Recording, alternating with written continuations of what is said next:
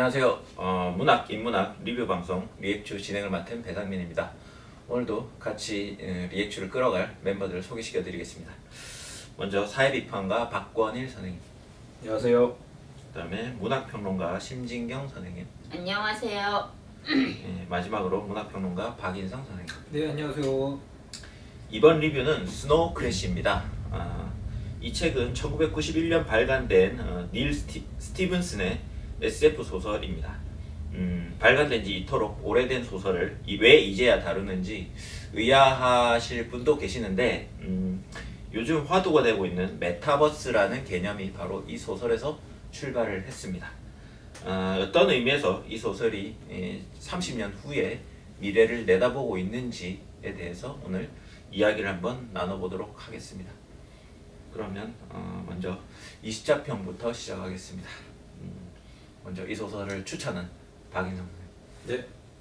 저의 20자평은 지금 원래는 다른 걸 하려고 다 머릿속에 있었는데 너무 길다고 빠꾸 먹는 바람에 지금 급하게 다시 머리를 짱구를 굴린 결과 최근에 어쨌거나 이게 관련된 기사 제목으로 나와가지고 되게 핫한 키워드가 이거거든요. 메타버스 is bullshit. 메타버스는 개소리다 라고 하는 그 PC게이밍의 칼럼이 굉장히 화제가 됐었는데, 이 소설이 기본적으로 메타버스에 대한 다양한 아이디어를 제공한 건 맞고, 이제 유명 IT CEO들 그리고 이제 기술적인 미래 전망에 대해서 장밋빛 전망을 꿈꾸고 있는 사람들이 메타버스라는 말에 지금 막 흠뻑 빠져가지고 거의 뭐라고 해야 되죠? 거의 약간 첫사랑에 빠진 중2병 소년처럼 거의 그런 식으로 메타버스라는 말을 되새김질하고 있는데, 과연 이 소설을 살펴봤을 때 메타버스라는 말이 그런 장밋빛 미래에 대한 이야기인가? 라고 질문을 던지면 이제 우리가 그 부분에 대해서 많은 어떻게 보면 통찰을 얻을 수도 있고, 좀 이 작품 자체가 어떤 면에서는 되게 예언적으로 지금 우리가 살아가고 있는 시대에 대해서 말해주고 있는 측면이 좀 다양한 아이디어들 혹은 소재들, 통찰들 이런 거에서 나타난다고 생각을 했기 때문에 그런 이름으로 제가 20자평을 지어봤고, 자세한 이야기는 제가 다음이 아니라 다음에 따로 하세요 그러면. 곧 이어질 다음 질문들에서 또 이야기할 수 있도록 하겠습니다. 가까이서 보니까 수염이 좀 지저분해 보이는데 깎을 생각 없어요. 갑자기 왜 그래? 그거는 좀 아니지. 아니 갑자기 여기서 훅 들어오네. 아니 나를 유심히 보고 있는 거야. 왜 보지? 왜 수염만 보여. 왜 내 20자평을 막 이렇게 지금 유심히 부스터샷 맞아서 정신없는 사람한테 그러면 안 되지. 예, 그 다음에 박권일 선생님. 예, 저는 제 20자평은 너무 늦게 도착한 버스입니다. 버스.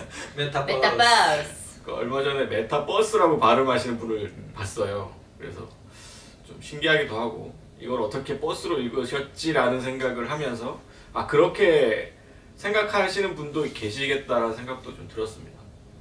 버스는 버스인데 메타 차원에 있는 버스, 그렇게 생각할 수도 있고, 어쨌든 굉장히 생소한 용어여서 사람들이 이제 이런저런 이야기들을 하고 있는데,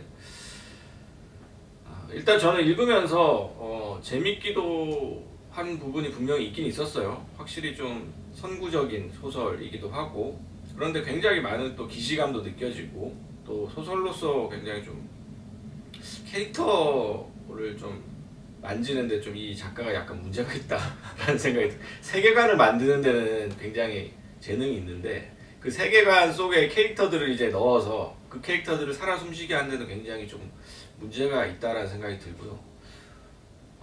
그리고 이 책의 번역에 좀 문제가 있습니다. 번역이 기본적으로 좋지 않아요. 좀 날림으로 했다는 느낌이 좀 굉장히 강하고요. 메타버스에 타야 되니까 급하게 나온 거죠. 네. 그리고 그래서 옛날에도 근데 한번 번역이 된 거라서 아마 그걸 참조를 했을 텐데, 일단 좀 이해가 안 되는 번역들이 좀 군데군데 있었고, 한 가지 지적을 하자면 여기 이제 그 중요한 인물 중에 한 명으로 나오는 그 블랙선이라는 기업의 CEO로 나오는 다파이비드라는 이제 사람이 있는데, 이 다파이비드라는 이름이 되게 특이하잖아요. 그래서 다파이비드가 뭐지? 라고 봤는데 영문 표기도 없고 해서 제가 원문을 찾아보니까 데이비드였어요. 데이비드. 진짜? DA 그리고 5 숫자 5 음. 그리고 ID예요 뒤에가. 음. 그래서 그걸 다 5를 이제 거기 붙여갖고 읽었는데 사실 그렇게 읽으면 안 되고 5자를 로마 숫자 V로 읽어야 돼요. 데이비드. 네, 그리고 그 데이비드라는 것이 유대인의 왕 다윗이잖아요. 원래. 그리고 이 유대인이라는 게 이 소설 속에서 굉장히 중요한 어떤 클루예요. 이 유대인들만이 이 수메르 시절에 소위 말하는 이제 그 바이러스, 그 아세라 바이러스인가요? 그 바이러스를 일종의 면역 예방 접종을 맞다시피 해서 이제 그 문자화되어 있는 유일신교를 유대인들이 믿게 되면서 사실은 좀 다른 예외적인 그 집단이 되거든요. 근데 이 예외적인 집단을 상징하는 데이비드라는 이름을 가지고 있는 이 CEO가 결국 감염이 돼서 이제 폐인이 되잖아요. 그거를 드러내기 위해서 이제 데이비드라는 이름을 그렇게 썼는데 이거를 좀 뭐 표기를 해주든지 했어야 되는데 그냥 다 파이비드라고 해버리니까 사실은 이 소설이 드러내고자 하는 이야기들이 제대로 드러나지도 않고 그래서 자기 마음대로 이제 자의적으로 이제 번역을 했다라는 생각이 좀 많이 들더라고요. 그래서 여러 면에서 좀 번역이라든가 좀 디테일 면에서 아쉬운 점이 많았다. 예, 뭐 자세한 내용은 저도 이따가 다른 질문을 가지고 얘기를 하겠습니다. 근데 이거를 다파이비드라고 여기 썼잖아요. 근데 이거를 또 다른 사람이 또 이렇게 쓸 때는 디파이비드라고 또 이거를 이게 왜냐면 글자가 이게 아가 안 보이니까 이거를 또 E로 D로 이렇게 표기해서 무슨 뭐 이렇게 쓴 그거 여기 어디지 아무튼 이런저런데 올라가 있는 걸 보니까 그런 것도 있더라고요. 그러니까 이게 뭐 번역을 그렇게 할 수도 있는데 자기가 괄호 열고 괄호를 열고 이제 표기를 해줘야 되는데 물론 그 뒤에 이제 5ID라는 또 의미도 중의적으로 들어갈 수 있기 때문에 그렇게 해주면 되는 건데 그거를 왜 이런 식으로 했는지 좀 잘 모르겠습니다. 예. 네. 마지막 심지경.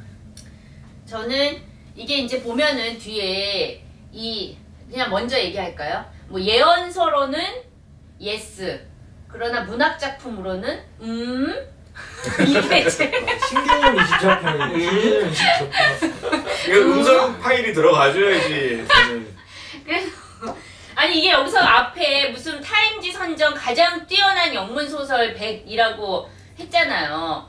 그래서 이게 정말 뛰어난 영문 소설일까라는 의문이 들었고 일단 뒤에 보면은 뭐 이게 무슨 제목도 밑에 뒤에 카피가 카피라이트가 소설인가 예언서인가 이런 거잖아요. 그리고 뒤에 이거를 그 표사를 이렇게 쓴 표사로 가져온 것도 다 이렇게 CEO들 그러니까 IT 업계 CEO들의 그러한 말들을 다 표사로 가져왔어요. 그래서 이게 뭐라 그럴까 여기에서 또 이 스노우 크래시라고 하는 것 자체가 일종의 바이러스에 대한 어떤 실리콘밸리적 구현이라고 해야 되나? 그러니까는 그런 것들이 그렇게 IT 쪽에 있는 사람들한테는 굉장히 뭔가 획기적이고 어떠한 상상력을 자극하고 또 그 상상력을 구현하려고 하는 어떠한 그런 충동을 불러일으키고 이런 건지는 모르겠지만 일단 제가 초반에 읽었을 때부터 여성 혐오적인 표현들이 처음부터 나와요. 그래서 일단 읽으면서 짜증이 확 오르고 그리고 그 YT라고 하는 그 여자애가 되게 어린 거기서 10대 한 중반쯤 16? 뭐 17? 이 정도 되는 여자애인데 뭐 얘가 남자애들 다 엉덩이를 뭐 봤다는 둥 그러니까 그런 것뿐만 아니라 어떤 비유적 표현도 여성을 그런 식의 비유적 표현으로 쓴다든가 그러니까 뭔가 이렇게 90년대가 여성의 성상품화가 확 이렇게 느슨해지고 풀어진 상태잖아요. 그런 것들이 이렇게 이제 들어오고 또 여기에서 이제 일본이랑 한국에 대한 이야기가 나오는데 너무나 그 표피적인 파편화된 어떤 그러한 동양에 대한 동양을 일종의 장식품처럼 이 캐릭터의 장식품처럼 갖다가 쓰고 있다라는 동양의 이미지를 그런 부분이 좀 강했고 그리고 저는 모르겠어요. 이미 이게 레디 플레이어 원 같은 거 우리 영화 보면은 어떤 그런 것들이 너무나 잘 이 시각적으로 구현된 거를 봤잖아요. 그러니까 본 상태에서 이걸 보려니까 이게 솔직히 이게 너무 묘사가 너무 디테일한 거예요. 그래서 이거를 막 음성으로 들으면 모르겠는데 이게 책으로 읽는 건 특히나 눈도 안 좋아가지고 좀 힘들었다. 아무튼 그렇습니다. 여기까지 하도록 하겠습니다. 감상이 뭔가 끝에 본인 눈 안 좋은 걸로 끝나는 신개념 1인칭 감상이었던 것 같아요. 소설로서는 뭐 여러 가지로 두 가지를 개척한 것 같습니다.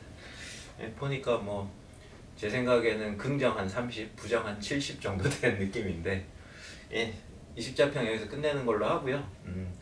보다 자세한 이야기는 다음 주에 시작하도록 하겠습니다.